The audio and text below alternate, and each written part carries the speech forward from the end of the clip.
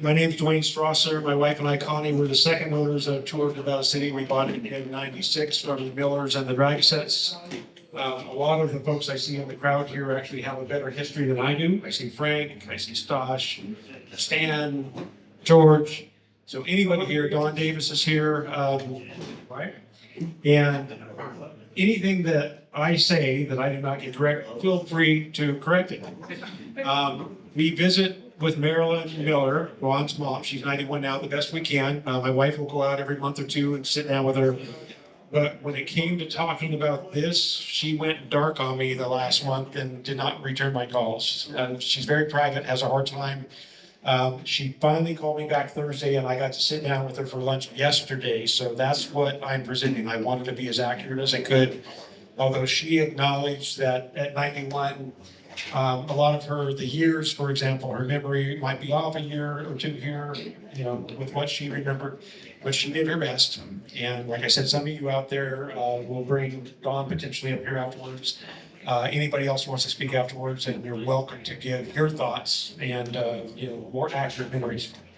So this is supposed to be about Ron, I think more specifically because of this show, about really his racing and the frame building.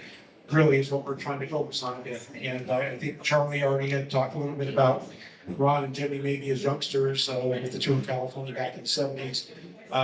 But this is kind of Marilyn's recollection that I will share with you of how everything progressed, how he went from kid racer to building frames in the first place, and how the shop happened.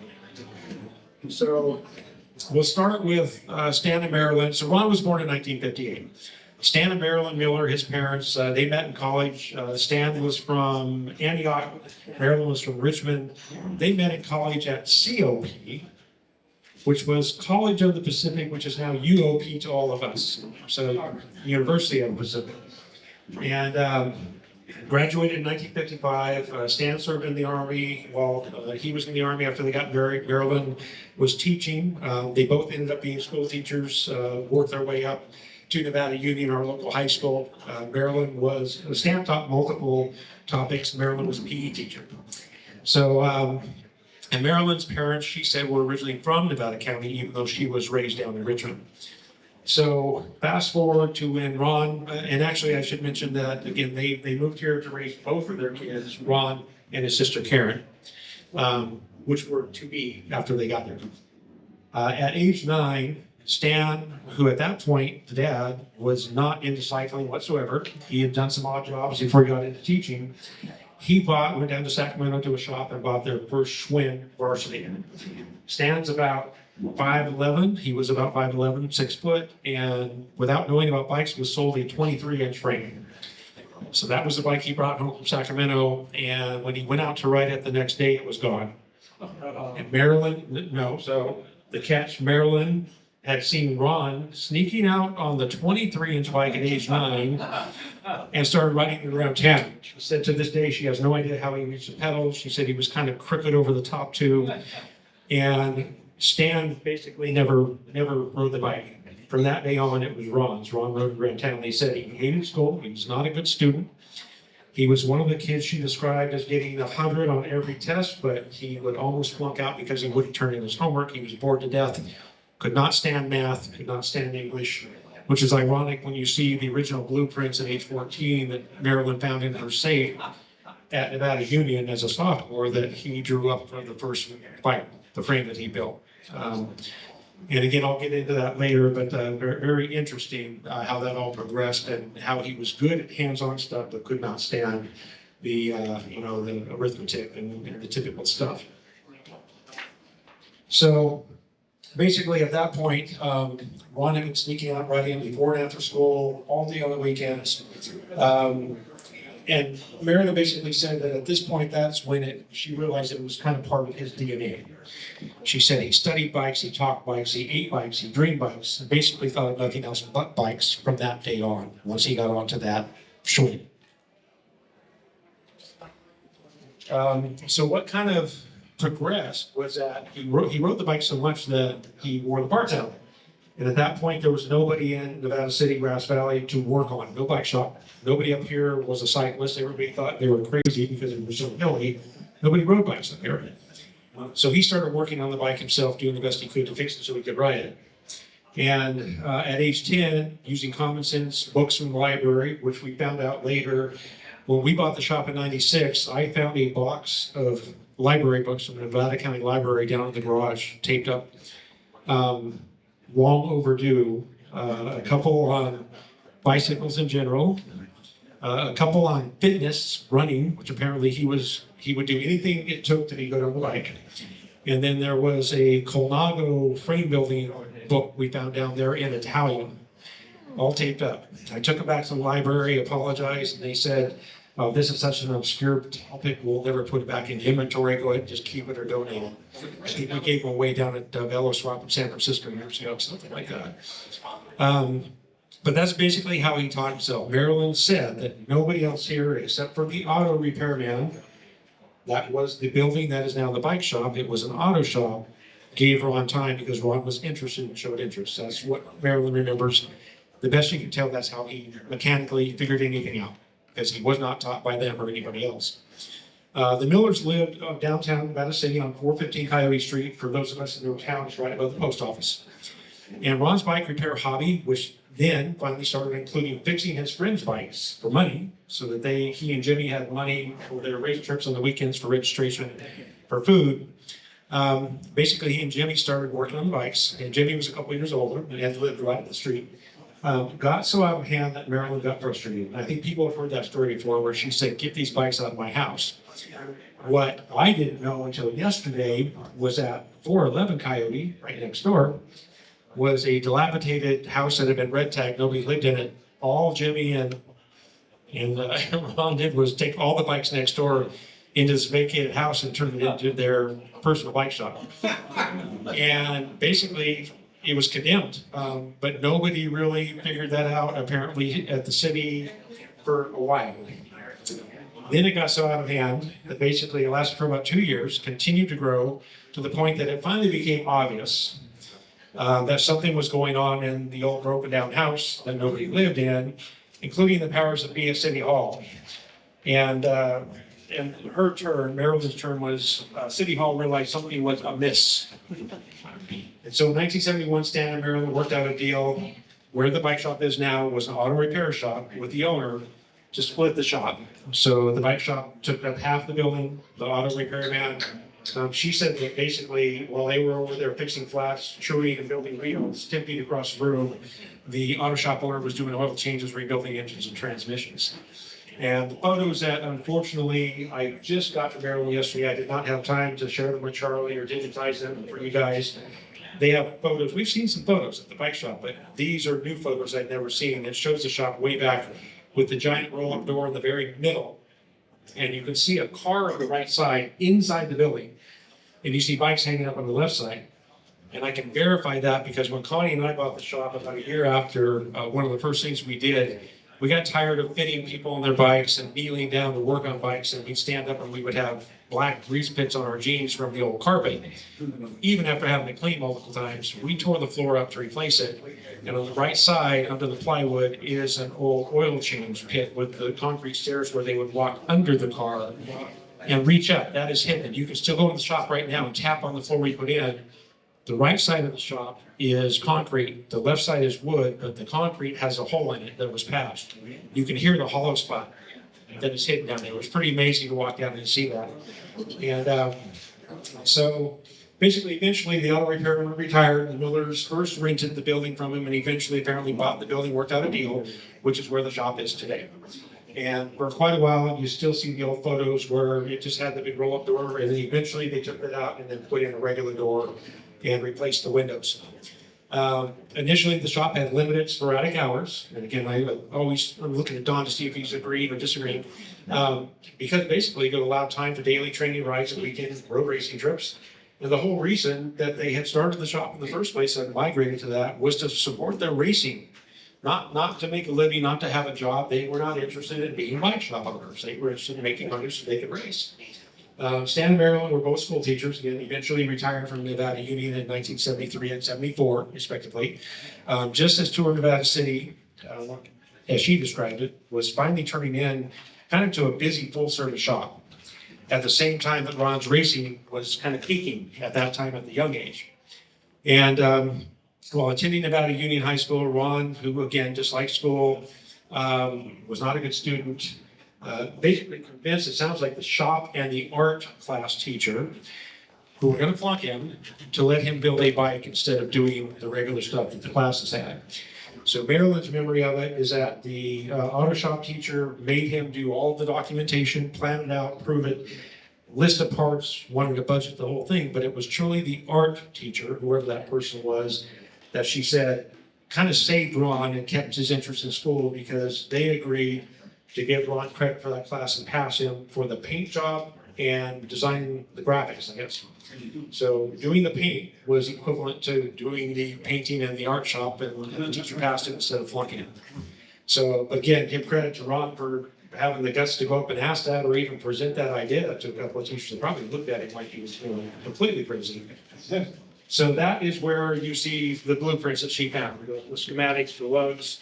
And then we'll see if Joe or Don remember any of this. So basically, and I've heard the story, Don Dragasette, before he passed away years ago. I heard it from Stan, Ron's dad, before he passed away, over and over. And most of it kind of lines up. But basically, they said the hardest part of the project ended up being the inability to source frame tubing anywhere in Northern California. The frame builders that existed back then basically were not happy about the idea of a young kid getting his hand on a quality frame tube set and wasting it. That was the idea, that you're going to waste it. And they went all over NorCal, got turned down. So their best memory was that they finally talked to Albert Eisentraub down in Oakland, and they thought they knew him well enough that he might listen to them, and he basically also laughed them out of the shop, refusing, and basically told them to go to the hardware store and buy some plumbing pipe and let Ron practice before they ever came back and bothered him. So I got confirmation on the phone from Specialized last week, the best that they could tell. I know Mike Senior for years. I was not able to get him in person, but one of the managers talked to him. What they remember is that the Millers, being a Specialized shop back when it first started, they have photos of Mike in his vehicle selling parts out of his trunk to them. That they went through Mike, and he was able to finagle the first couple of sets from Ernesto Canal. Somehow got that into Mike's hands, who then got it into the Miller's hands. So that's her memory of how he got his first two tubing sets to build his first couple of road bikes. So at that point, in 1973, the Millers finally took a road trip back to the East Coast for Ron to race at the USAC at the time, USA Cycling. It's renamed now, obviously, a little bit. At the National Championships, Evening Championships, he raced the frame at that point, didn't have a sponsor. When they finished up the championships that week, a group of Bay Area racers, some of you may be here, I don't know, convinced the Millers to let Ron stay and take a trip with those racers. Ron was 15. Without the Millers, they headed back to California to go up to Milwaukee to what eventually became Super Week. So some of us have raced that in the late 80s, I believe. But earlier on, so he went to Milwaukee, did pretty well, and that's kind of what put him on the racing map to go that direction. He continued to pursue racing with the goal of turning pro. He was hoping to at some time. And at 17, landed a spot on the Avocet Junior team with, at the time, a little-known 15-year-old named Greg LeBon. And Ron's sister Karen came over to the shop after he had passed, and she had the Avocet jersey. We still have it, yellow jersey with the black Avocet written across the top. And she had asked us if we could get Greg to sign it for her. She was going to keep it as a memento. Unfortunately, before I could connect with Greg to get that done, Karen passed away. So we still have the jersey. Marilyn asked us to go ahead and keep it. And we have pictures of Ron racing with Greg on De La Santa frames, because I think Roland was the one that sponsored Greg, was tight with the Lamont family in Perino. And so we have some of those photos. And one of the side notes, too, that kind of, I'm almost done here, we're halfway through, is that Bob Lamont had actually asked Ron a few years later, when he was building the first boogie bikes, ordered a boogie bike for Greg. So Greg has a boogie bike somewhere if he kept it. So that's where one of the boogies was with Greg Lamont. then basically you go through a few years of racing, and then kind of Ron won the California State, I guess we call them districts now. Back then it was singular. It was statewide road championship. And I have some photos of that. I don't know exactly what year. But then basically what we call the legendary local curse of the Nevada City Classic happened in 1977 when Ron had a pretty comfortable, I guess you'd say 40 seconds on this course is a comfortable lead, if you know our course, going into the final lap and overcooked the last turn downtown, went into the hay bales, was laying there on the ground when another good friend of mine from Santa Rosa, who's now up in this area, Dave Walters, passed him and actually won the race. And David told me later that if he knew that was wrong, he might have actually stopped. Let Ron try to walk across the course. So, but because of that, we have this famous curse where no local has ever won the P12 race. And we've had some pretty darn good racers growing up here over the years, top-notch people, with Chris McGovern. You've got a lot of folks that have reached that level and just never could quite, because the race got so big, and all of a sudden you had top tier folks in front of them. And pretty hard to do that. Let's see here. After winning the league championship, so at that point, Marilyn said that she really thought Ron was going to stick to racing and go forward being a full-time racer. That was the goal. So that was the hope. So to kind of wrap this up here, there's a lot of details too that I recorded Marilyn yesterday, but it's not stuff that I think she would be comfortable with me sharing personal stuff. Long story short, after moving out of his parents' house with his roommates, everybody back then had really long hair. But the reason Marilyn kind of blames that for Ron's situation is that he ended up having a skin cancer tag on his neck that he didn't notice, and being out of the parents' house now with no oversight, nobody saw for a couple of years. So he started not doing well in some of his races, so they couldn't figure it out. Did not feel well, and finally went in. By the time he went in to get diagnosed, he found melanoma, and it was too little too late. It was advanced stage.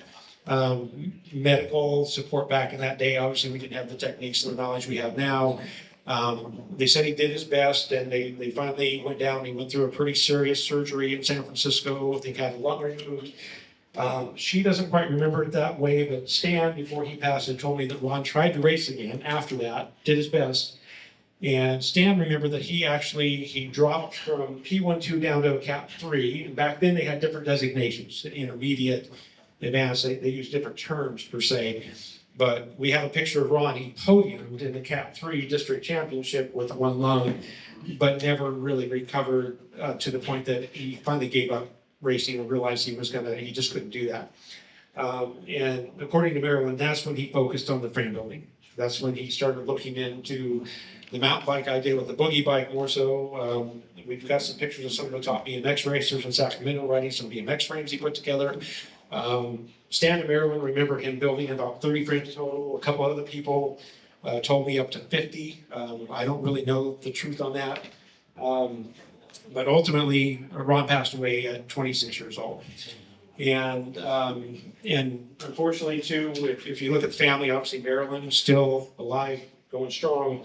But Stan passed away, similar situation, and Karen's situation, we were told by a local doctor, was tied to similar issue, similar cancer.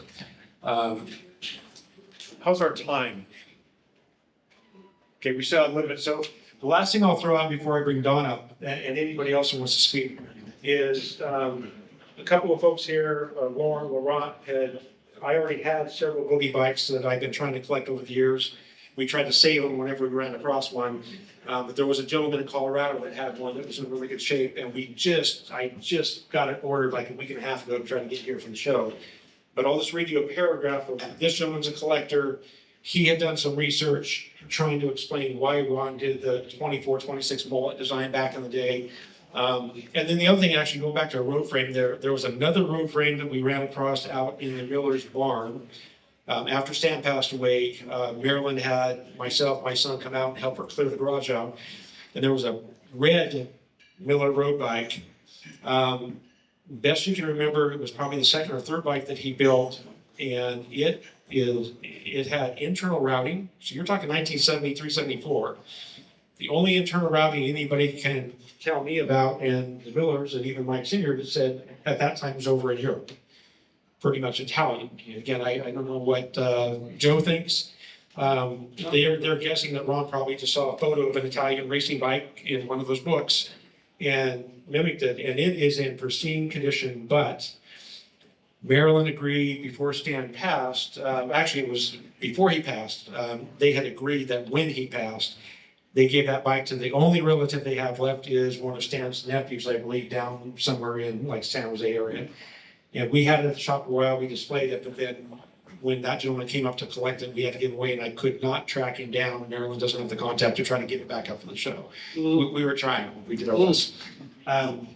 Anyway, so quickly, this gentleman here basically says boogie bike, Ron Miller. Early mountain bikes, he said a glance at the boogie bike and you'll see that there was some real thought going into this bike. It may be an amalgamation of sorts, but certainly not a model. That's how he put it. The bike was hand-built by Ron Miller, a real deal guy in the first order as a pretty young kid.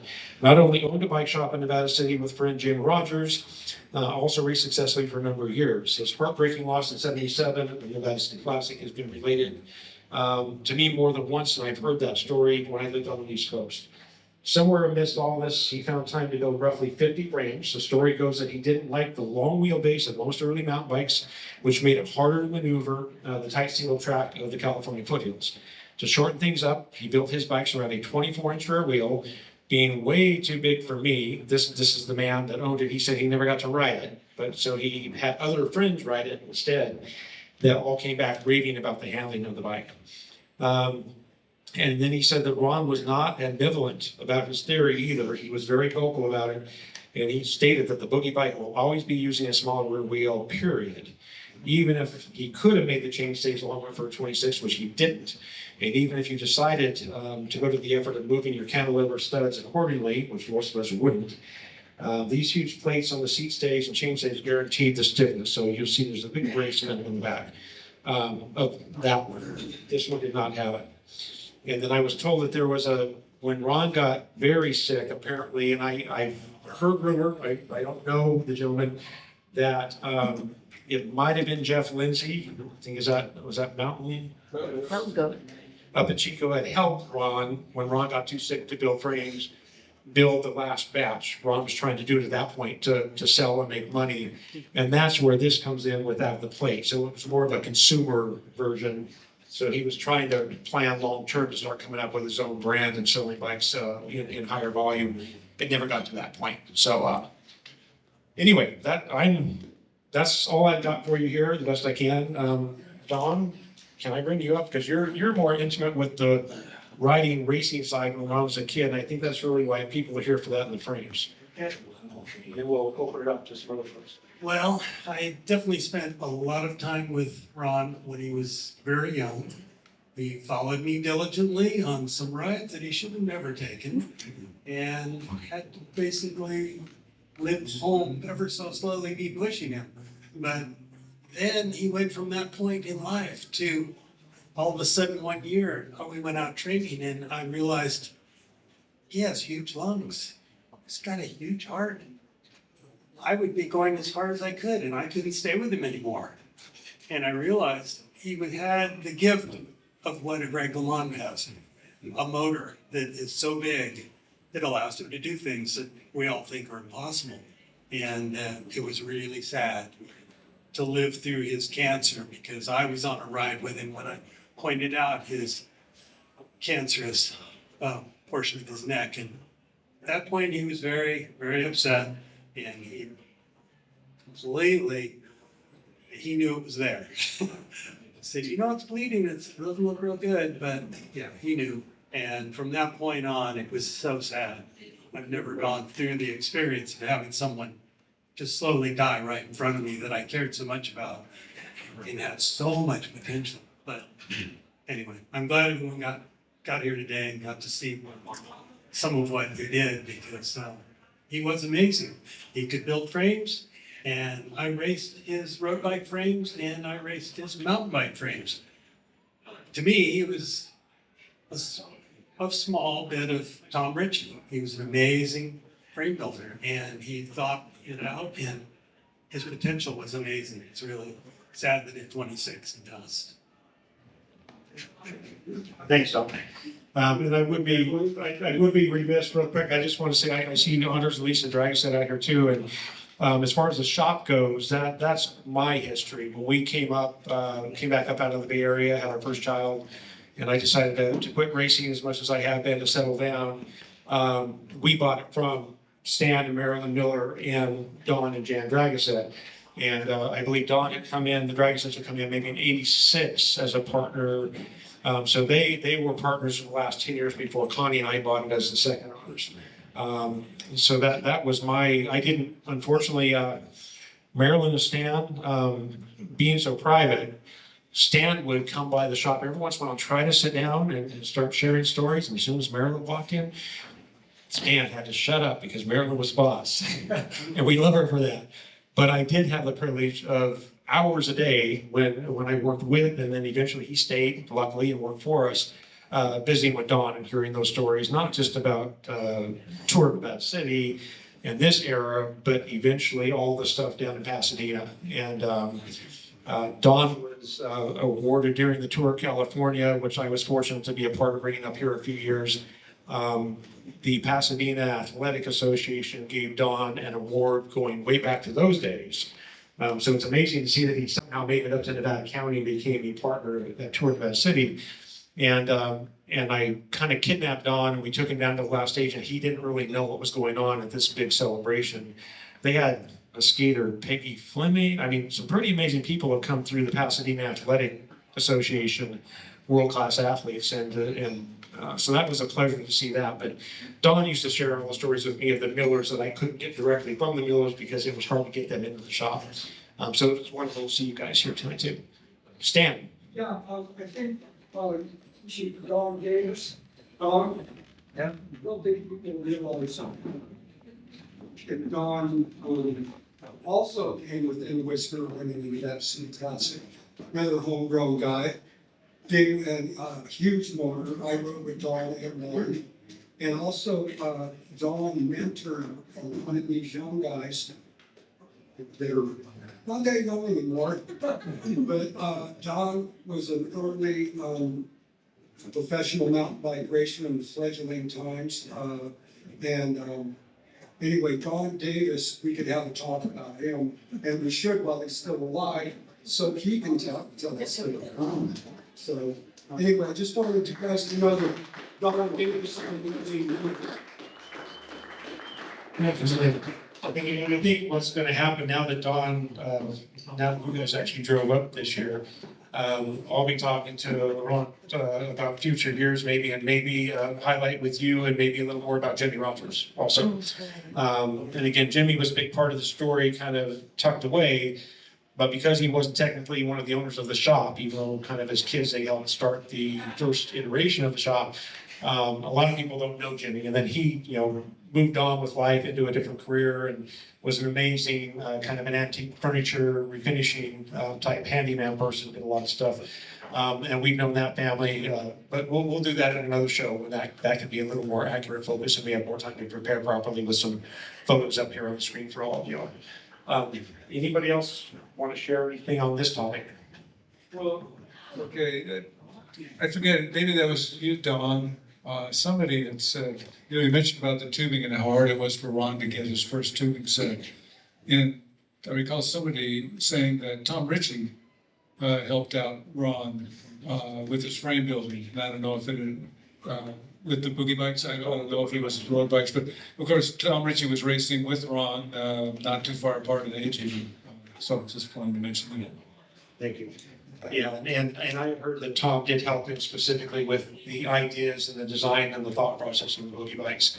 And I haven't seen Tom in years. I've done a couple of trips with him and a group of cycling industry folks back to Moab, and it's been a long time ago, so I don't get to interact with him anymore. To ask him, I had heard that he tried to talk Ron out of the mullet 24, 26 design, and Ron told him, no way, you're wrong. It's going to work. So we'll have to verify that with Tom someday if we ever run across him again. So when were the boogie bikes made? So I don't know if you remember, Marilyn couldn't quite remember. She just knew that it was about the time that Ron started getting sick and not feeling well, and he had been thinking about it for a while, but that's what instigated him to kick into the boogie bikes. But do you remember when you may have raced one? Probably 1979. So if the road bike started 73, 74, then late 70s, so 5 or 6 years after. And I do know the packet that Marilyn gave me yesterday that I unfortunately can't share with you guys because we didn't have time. I'm not a tech guy. I couldn't go home and digitize it all. In that envelope of the photos, I found a couple of race medals. One was Fiddletown. So, going back to some of the more kind of classic Northern California mountain bike races back in the day. He had a couple of race, winning medals in there from Fiddletown. Are you sure it was mountain biking, not road biking? Because there was a. Well, it could have been either. Yeah, Could have been either. I think the picture that looks like a mountain bike, so that's why I think I assumed. So but was it Whiskey Town now? Huh? Whiskey Town, maybe? Well, this says Fiddletown. Fiddletown. So I know Whiskey Town. Yeah, I've done that too, but yeah, I think it's different. So, any other thoughts or input? I know a lot of faces I see back here that I haven't seen in years that have a bigger history than I do here. If not, we'll wrap it up. Yeah, and at 5 p.m., Paul Skolbeck will talk about the history of mountain bike racing. So have a drink, buy some raffle tickets. Thank you all Back here. for your time tonight. Thank you, Duane.